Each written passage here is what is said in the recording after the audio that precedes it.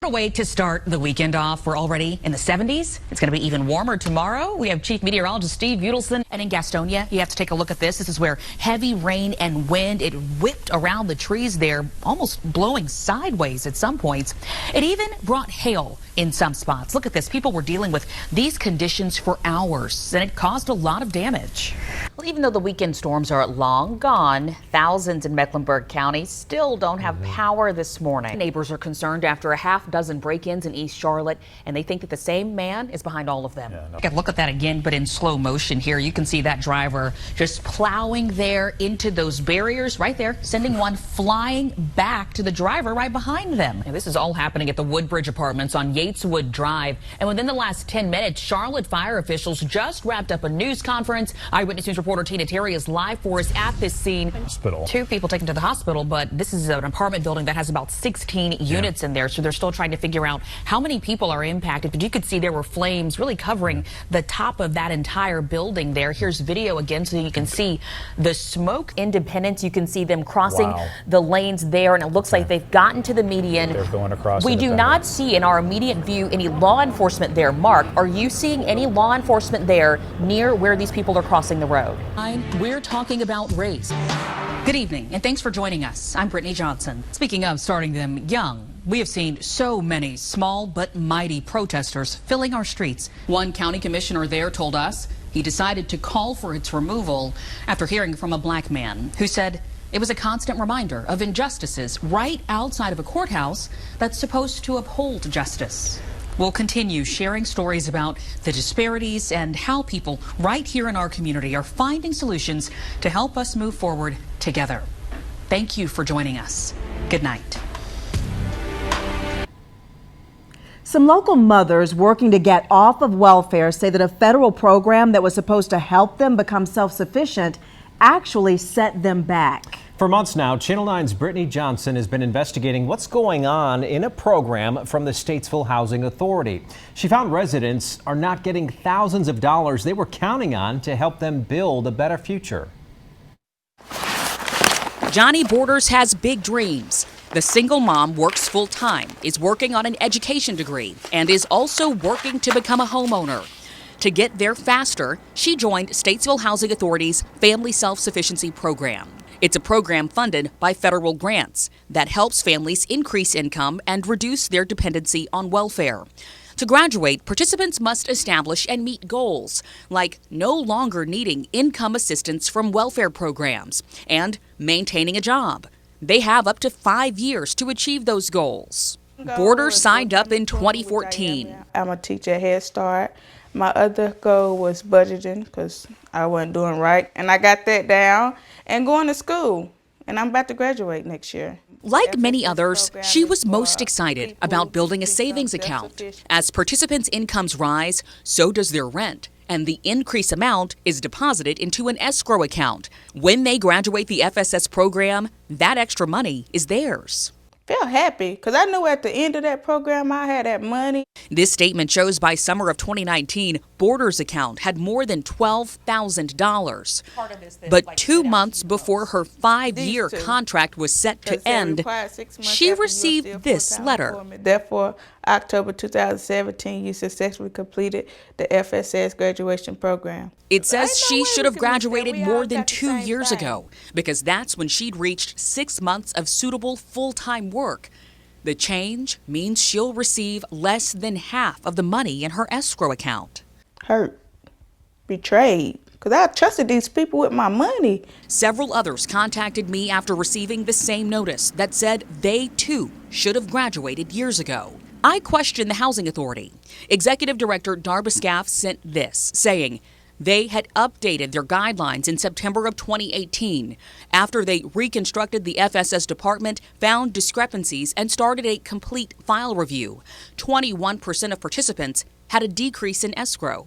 The director told me under those new guidelines, once participants reach full-time suitable employment for 6 months, they're considered successful graduates, even if they haven't completed any of their other goals. But we learned those participants never signed new contracts agreeing to the new rules. And the money they thought they'd be receiving, it's going back to the Housing Authority.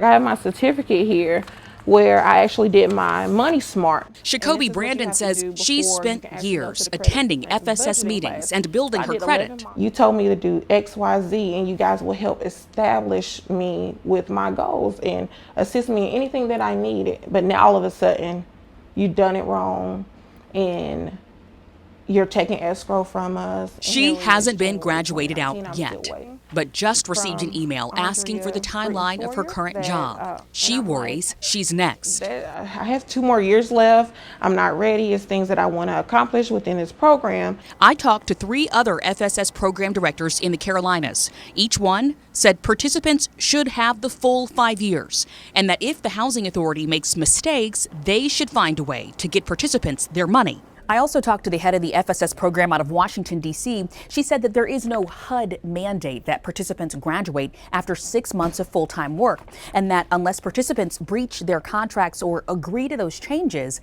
their 5-year contract should stand.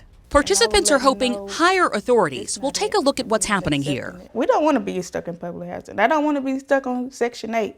I want to move out and buy my own house. Borders refused to accept the check that was less than half of the amount in her account. She and others signed this petition and are joining several former Housing Authority employees, vowing to keep fighting for their families. I'm going to get what's owed to me. In Statesville, Brittney Johnson, Channel 9 Eyewitness News. HUD says it is changing how it monitors family self-sufficiency programs around the country, saying it's working closely with the Housing Authority regarding these matters, and they have every expectation that they'll respond in a timely and appropriate manner. Meanwhile, the Statesville Housing Authority says it's made every effort to be transparent and that concerned residents should file a grievance. An attorney for the agency emailed that they are handling these on a case-by-case basis with legal aid. Now, legal aid itself confirmed to us they are working with 3 residents, and you can read the full statements from HUD and SHA in Brittney's report on the WSOC News app.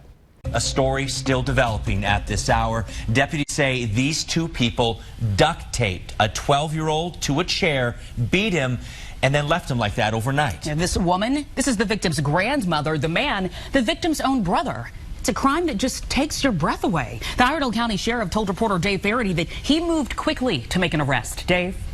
We want you to stop and take a moment and look at this picture. This is a Charlotte mother, an aspiring nurse. And tonight, her loving family is in mourning. They are forced to remember her life because the shooting ended her life as she drove to school. Innocent. And she had a life ahead of her. These are the 3 men police say are responsible for killing Kendall Crank.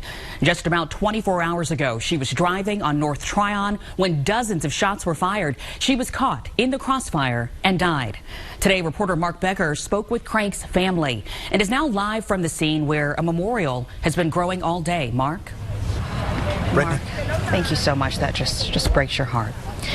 I want to bring in reporter Deshaun Brown because, Deshaun, you were out there at that emotional scene for us yesterday, and you just got an update on the investigation. So you could feel the pain from the family. I know I look at her photo, and I think that could be me, that could be my sister, that could be my friend. That shouldn't happen to anyone. It's heartbreaking, and it also makes you angry, and so many questions that our community's trying to come to grips with. Outstanding reporting by Mark and Deshaun. Police surrounded this white SUV in West Charlotte, guns drawn before pouncing on a suspect. Chopper 9 flew above the scene on Behringer Drive this afternoon. You can see there as that suspect backed up toward police with his hands raised. Officers then yanked him down. They took him into custody before searching the SUV. Now we're asking how this all started and what that suspect is charged with. There could be more answers as soon as tonight in the death of a South Carolina 5th grader who collapsed after a school fight. Renaya Wright died Wednesday, 2 days after the fight at Forest Hills Elementary School in Walterboro. An autopsy was scheduled for this morning to determine how the little girl died. The other student involved has been suspended but not charged. A safety system that was incorrectly activated likely played a role in 2 deadly crashes involving that Boeing 737 MAX 8 jet. Sources tell ABC News preliminary information from the black boxes indicates the flight control feature automatically activated before the plane nosedived into the ground. Just days ago, pilots tested that system in a simulator. Some said they were shocked at how aggressive it was. All Boeing 737 MAX jets are grounded worldwide as the investigations into the 2 deadly crashes continue. With Brittney Johnson, every day our viewers have the opportunity to wake up to her energy. All right, this is a story you've got to see. Brittney really has an edge because she grew up here. She's a graduate of West Charlotte High School. She knows our school system. She knows the history of things that have happened in the area. And I think that people see her energy and enthusiasm and dedication. But off the air, she has that same passion for giving back to this area where she grew up. Join Brittney weekdays from 4:30 to 7 a.m.